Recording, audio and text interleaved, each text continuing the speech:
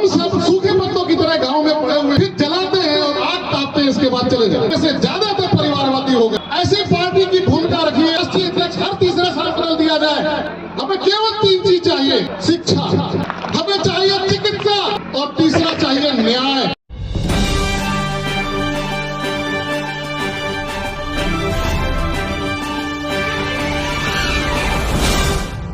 जोश से पूर्ण सभा कहा जाए जिस महापुरुष के परिनिर्वाण दिवस पर हम सब एकत्रित हुए हैं।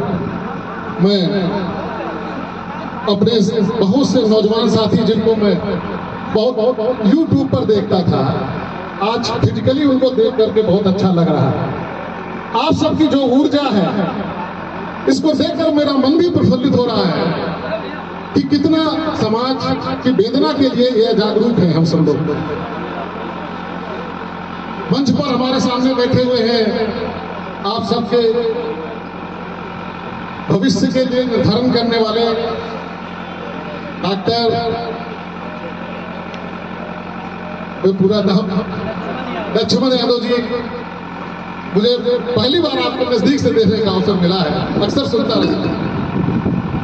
एक बहुत युवा साथी जिसको मैं 10 साल से जानता हूं, राजनीति में विधायक होते होते रह गए, श्रीमान ब्रजेश वर्मा जी, छोटे भाई हमारे।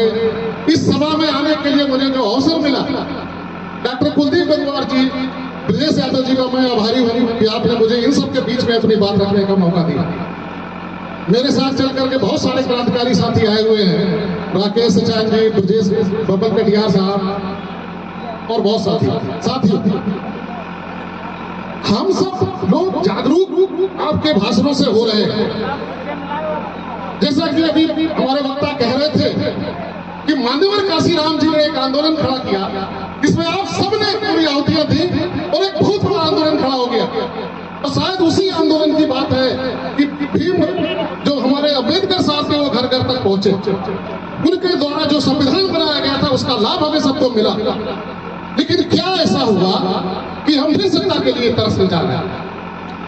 इससे आप सबको, मैं आप बुद्धिजनों को, तमाम सारे लोग मंच पर बैठे हुए, इससे आप सबको आगाह करना चाहता हूं और सावधान भी करना चाहता हूं कि मेरा जो ये निजी मत है, हो सकता है आप में से कुछ लोग इस पर सहमत ना हो, कि जब जब ये आंदोलन उठता है तो एक छोटी सी एक शायरी में किसी सुनी थी मैंने मंच में कि हम सूखे पड़े थे बिखरे हुए किसी बागवान में सूखे पत्तों की तरह।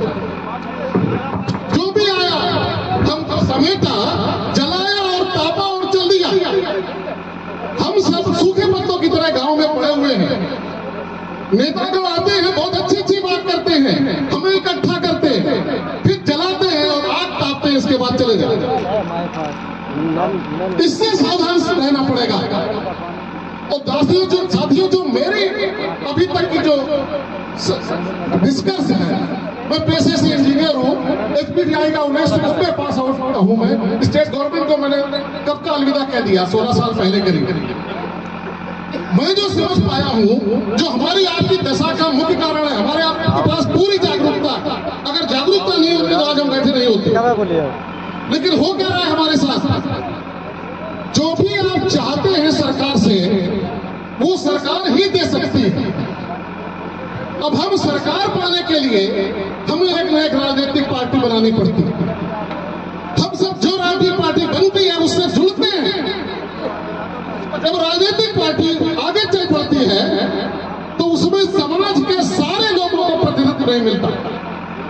उसका राष्ट्रीय अध्यक्ष जीवन भर एक व्यक्ति बना रहता है। वो कहता है हमें सब ठीक है, इसके बाद आगे चलिए। और जब वो खत्म होता है तो उसका बेटा आ जाता है। अभी तक जितने भी राजनीतिक दल बने हैं, उनमें से ज्यादातर परिवारवादी हो गए। जब ऐसा होगा तो हमारे बीच का युवा नेता कैसे निकलेगा? जो कार्यकर्ता यहाँ बैनर लगा रहा है, वो राष्ट्रीय अध्यक्ष कब बनेगा? उसके समाज की बात मंच तक कब पहुंचेगी? लिहाजा इस पर आपको सावधान रहना पड़ेगा और एक राजनीतिक दल को आपको बनाना ही पड़ेगा। चलिए, हम सब लोग जागरूक कर रहे हैं। हम जागरूक हो गए तो जाएंगे कहां? क्या आप एक व्यक्ति को आगे करके सत्ता सरकार चला सकते हैं? ऐसा नहीं हो सकता। आप हमेशा हम बढ़ेंगे। आप राष्ट्रीय पार्टी बना चुके हैं, बहुजन समाजवादी पार्टी राष्ट्रीय पार्टी रह चुकी है, लेकिन दशा क्या है? एक विधायक पूरे प्रदेश में है आज की तारीख। लिहाजा मैं आप सबसे, समस्त बुद्धिमान जनों से यह अपील करता हूं, ऐसी पार्टी की भूमिका रखिए जिसमें राष्ट्रीय अध्यक्ष हर तीसरे साल बदल दिया जाए और उसमें हर समाज के लोगों को रहने का मौका दिया जाए। ऐसा नहीं होना चाहिए कि जिसने पार्टी बनाई तो उसी के लड़के बच्चे चलते रहेंगे। ऐसा हो रहा है, इसीलिए ये आंदोलन बार बार दिशा भटक रहा है। ये आंदोलन दिशा न भटके, इसलिए जरूरत है कि एक पहले राजनीतिक दल बनाइए। बिना राजनीतिक दल बनाए आप सत्ता परिवर्तन नहीं कर सकते। कितना भी त्याग करेंगे आपको लोग सूखे पत्ते की तरह जला इकट्ठा करेंगे, जलाएंगे और तापेंगे, फिर चल और फिर हम आप लिया करेंगे। हमारे आपके बच्चे करेंगे, वो अधिकार के लिए संघर्ष करेंगे। अधिकार की जरूरत है तो कह रहे थे, बहुत अच्छी बात है। हमें केवल 3 चीज चाहिए, कुछ नहीं चाहिए। 3 चीजों के अलावा हमें चाहिए शिक्षा। जो बच्चा जो कुछ पढ़ना चाहता है उसमें निःशुल्क शिक्षा की व्यवस्था इस देश में कर दी जाए तो शायद बहुत चीजें ठीक हो जाएंगे। हमें चाहिए चिकित्सा। अरे कोई भी तो गोली ज्यादा नहीं खाएगा। अगर निःशुल्क चिकित्सा की व्यवस्था कर जाए तो शायद आदमी जितना चाहेगा निःशुल्क पूरा श्रम करेगा। और तीसरा चाहिए न्याय। न्याय की क्या स्थिति है इस देश में? अरे आपके से अगर कोई घटना हो जाए तो भी FIR गिराने के लिए आपको लाले पड़ जाते हैं। कहने के लिए हम स्वतंत्र हो गए, 70-75 साल हो गए। एक FIR दर्ज करा कर देखो तो समझ में आता है। उसके लिए भी हमें किसी महापुरुष से बड़े आदमी का सोर्स लगाना पड़ता। 3 चीजें चाहिए केवल आपको, चिकित्सा, चिकित्सा और न्याय। और ये तीनों मिल सकते हैं, लेकिन वो आपको जो ये माहौल है सरकारों का वो आपको देना नहीं चाहते। तमाम तरह के बहाने बनाते हैं। बिल्कुल मिल सकते हैं, देश में अर्थ अभाव बिल्कुल नहीं है। साथियों, मैं ज्यादा बात समय न लेते हुए, समय का अभाव है, बस 3 ही चीजें कहना चाहता हूं और माननीय मंच से भी सबसे कहना चाहता हूं कि इस विषय में अपना चिंतन जरूर दें, क्योंकि हम सब जागृत हो चुके हैं, लेकिन हम जाए कहां? जहां हम कोई इकट्ठा करता है वो परिवारवादी हो जाता है। साथियों, साहब बहुत अच्छा लगा मुझे, मैं एक बार पुनः आभार करता हूं। साथियों, हमारे बीच में वरिष्ठ पत्रकार नेशनल जनमत नीरज भाई पटेल जी मंच पर आ चुके, मंच पर आने वाले हैं।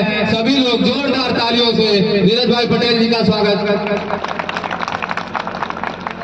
मैं एक बार अपनी बात इससे पहले समाप्त करूं, मैं आप सबका आभार प्रकट करता हूं कि आप सबने मुझे गौर से सुना। और आशा है कि अगर पेरियार ललन सिंह साहब जो सपना चाहते थे, जो वो लागू करना चाहते थे, वो बिना किसी सत्ता पार्टी के नहीं आ सकते, तो आप एक ऐसा कुछ निष्कर्ष यहाँ से पास करेंगे कि जिससे ये चीजें न होने पाए जिससे मैं आपको आगाह किया हो। और उनके जो सपना जिसको लेके वो कुर्बान हुए, जिसके लिए उन्होंने जीवन संघर्ष किया, उसको हम लागू कर पाए। धन्यवाद साहब।